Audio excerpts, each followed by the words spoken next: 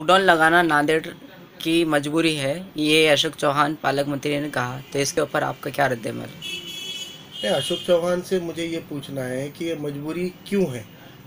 जब पहली बार कोरोना आया था 1 साल पहले, तब मजबूरी समझ सकते हैं कि मैन्युफैक्चरिंग नहीं थी, मेडिसिन की इंजेक्शन्स उपलब्ध नहीं थे, अवेलेबल नहीं थे, दवाखाने तैयार नहीं थे, वो प्रोटोकॉल के हिसाब से सरकार तैयार नहीं थी। अब 1 साल के ऊपर हो गया इंडिया में कोरोना आकर, हम बाहर फॉरेन में अपने वैक्सीन और इलाज की दवाइयाँ भेज रहे हैं।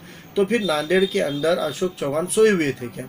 सितंबर महीने से इन लोगों ने टेस्ट ख़त्म कर दिए, कह दिया था कि एंटीजन किट ख़त्म हो गई, आरटीपीसीआर का कोटा कम कर दिया था और 600 700 800 के ही वो टेस्ट कर रहे थे, जिसमें भी 200 300 आ रहे थे। लेकिन फिर वो फिगर को कम करने से उन्होंने एक हैबिट बना ली कि अगर कोरोना के पेशेंट को बढ़ावा नहीं दिखाना है तो टेस्ट कम कर दो। फिर टेस्ट इतने कम कर दिए कि फिर उन्होंने पूरी तरह से प्रशासन ने कोरोना की तरफ अनदेखी की। मुझे पूछना है अशोक चौहान से कि कोरोना जब कम हो गया था तब उन्होंने देगलूर नाके के अस्पताल को, वहाँ पर अगर खुदा न खास्ता पेशेंट बढ़ते हैं तो सीटी स्कैन की मशीन क्यों नहीं दी, एक्सरे की और सोनोग्राफी की मशीन दी। सीटी स्कैन की मशीन अगर देते, वहाँ पर अगर आप आइसोलेशन के सेंटर बनाते तो कम से कम वो बस्ती में से जो पेशेंट आ रहे हैं उनके लिए सुविधा होती। यहाँ सरकार की इमारतें हैं इतनी, कौन सी इमारत में उन्होंने प्रिपरेशन किया। हमने सितंबर महीने में डिमांड की थी कि पेशेंट कम नहीं हो रहे हैं, टेस्ट कम हो रहे हैं, और हमने कलेक्टर को मिलकर मेमोरेंडम दिया था कि 1000 बेड का एक जंबो हॉस्पिटल यहाँ पर बनना चाहिए। आज जैसे क्या यशवंत कॉलेज है, आईटीएम कॉलेज है अशोक चौहान का, क्यों नहीं दे रहे पब्लिक के लिए? वो क्यों नहीं दे रहे? वो तो महानगर पालिका की ज़मीन पे बना हुआ है ना, आईटीएम कॉलेज और यशवंत कॉलेज। दे दो वहाँ पर, आपको वहाँ पे बेड की ज़रूरत नहीं है, आप नीचे कॉट की ज़रूरत नहीं है, आप खाली बेड लगाओ, ऑक्सीजन लगाओ, आइसोलेशन सेंटर तो बनाओ वहाँ पर। कम से कम 1000 2000 लोगों को आइसोलेट करने के लिए ऐसी इमारतों की अभी ज़रूरत लगने वाली है। और ये पेशेंट इनकी नाहिली की वजह से बढ़े, इन लोगों की अकार्यक्षमता की वजह से बढ़े। प्रशासन और पालक मंत्री ने मिलजुल कर नांदेड़ को ये एक मुसीबत के अंदर डाला हुआ है। और अभी वो लॉकडाउन में कह रहे हैं कि विमान और रेलवे चालू रहेगा। किसको लगता है विमान? हवाई जहाज आप अपनी सुविधा बना के रखे हो और बस बंद रहेगी। गांव देहात के लोगों को शहर में आने और शहर के लोगों को अपने गांव तरफ जाने के लिए बसेस बंद रहेगी, प्राइवेट वाहतुक बंद रहेगी, और आपको अगर मुंबई जाना है, दिल्ली जाना है तो फ्लाइट चालू रहेगी। तो ये जो है ये अमीरों के लिए, मजदूर के लिए कहा है कि मजदूरों का काम चालू रहेगा। मुझे पालक मंत्री से और कलेक्टर साहब से पूछना है, आप कह रहे हैं कि 10 दिन ऐसे मजदूरों को अलाउड करेंगे, जो मजदूर वहीं पर रहेगा, वहीं पे खाएगा। तो इतने मजदूरों को रखने खाने की क्षमता और उतनी कैपेसिटी किनके पास होती है? बड़े बड़े बिल्डर के पास होती है। यानी लॉकडाउन में बड़े बड़े बिल्डर के जो बड़े बड़े मॉल और इमारतें बन रही है, ये नहीं रुकना चाहिए। लेकिन जो गरीब घर बना रहा है उसके घर पर वो मजदूरों को ला के कहाँ रखेगा? जो घर तो खुला हुआ है बनाने के लिए, तो वहाँ लेबर नहीं जाएगा। तो ये बांध का मजदूर कहाँ जाएंगे? ये प्लम्बर कहाँ जाएंगे? इलेक्ट्रिशियन कहाँ जाएंगे? आप कह रहे हैं कि ऑटो के अंदर आपको 2 लोग अलाउड रहेंगे अगर दवाखाने का पेशेंट है तो। लेकिन दवाखाने का पेशेंट कैसे साबित करेंगे? अगर एक बेटा अपनी माँ को लेकर ऑटो से जा रहा है या 2 व्हीलर से जा रहा है और वो पहली बार चेकअप को जा रहा है, तो कोई दवाखाने की चिट्ठी तो रहेगी नहीं। तो फिर आपकी यंत्रणा उनको अलाउ करेगी कि नहीं करेगी? वो 2 व्हीलर तो भी अलाउड है कि नहीं है?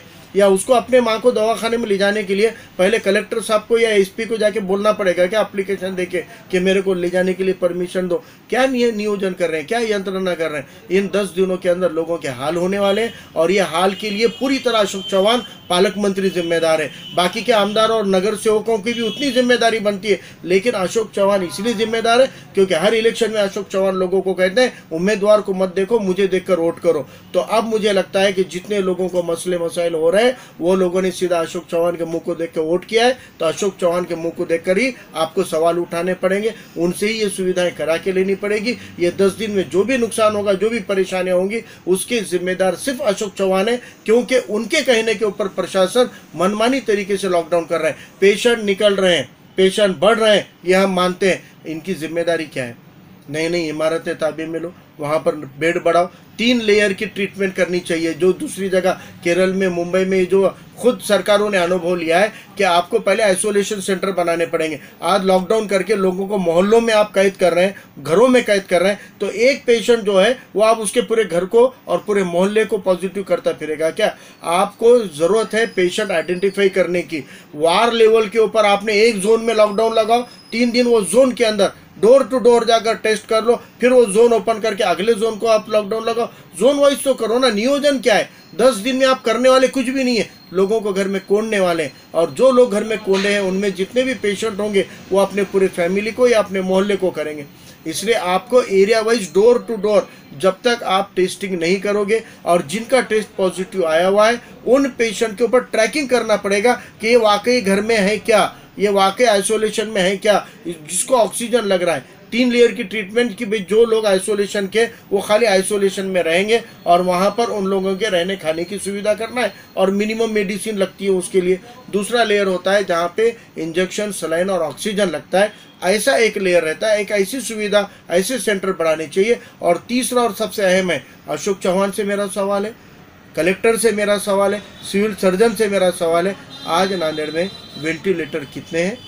आज सरकारी दवाखानों में कितने वेंटिलेटर लगे हुए आईसीयू के बेड है, कितने बाईपैप लगे हुए आईसीयू के बेड है और कितने उनके पास में ऑक्सीजन की कैपेसिटी वाले बेड लगे हुए हैं? सरकारी दवाखानों में कितने, खानगी दवाखानों में कितने? इसकी कुल टोटल करके जवाब देना चाहिए कि टोटल वेंटिलेटर कितने हैं। नांदेड़ में अगर रोज 1200-1300 पेशेंट निकल रहे हैं तो इनके पास सरकारी दवाखाने में वेंटिलेटर कितने हैं? केंद्र सरकार, राज्य सरकार का एक साल में आए हुए बजट में कितने वेंटिलेटर खरीदे गए, कितने बाईपैप खरीदे गए, कितने ऑक्सीजन का नेटवर्क बढ़ाया गया? ये सवाल का जवाब इनको पहले देना पड़ेगा, वरना नांदेड़ के अंदर होने वाली तमाम मौतों के लिए भी प्रशासन जिम्मेदार है। मुझे जो स्रोत से मालूमात मिली है, 2 टाइप के पेशेंट मर रहे हैं। एक वो जिनकी टेस्ट समय पे नहीं हुई, जिन्होंने इलाज समय पे नहीं लिया, बहुत लेट हो गए।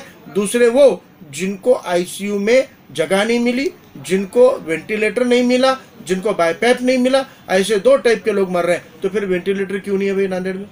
आप इतने 1 साल का मौका मिला था, अगस्त के बाद से पेशेंट निकलना बंद हुए थे, तो सितंबर से अब तक आपने स्टेट गवर्नमेंट का पालक मंत्री, कैबिनेट मंत्री अपने आप को कहते हो, तो कितने वेंटिलेटर नांदेड़ को खरीद कर आपने अलर्ट कराया? कितना आपने हेल्थ सर्विसेज को, अस्पताल की खिदमतों को आपने अप टू डेट किया हुआ है? कौन से दवाखानों में आपने नए प्रोविजन किए? इन सवालों के जवाब दीजिए। मीठी मीठी बात करके लोगों की परेशानी में इजाफा मत कीजिए। और आप कोरोना को रोकने के लिए आप वहाँ पे ऊंट पर बैठकर बकरियां मत खाइए खा लिए। फेसबुक पे लाइव करना आसान है, लेकिन आपको ज़मीन पे उतरकर लोगों के हालत को देखना पड़ेगा और इन सबसे निपटारा करना पड़ेगा।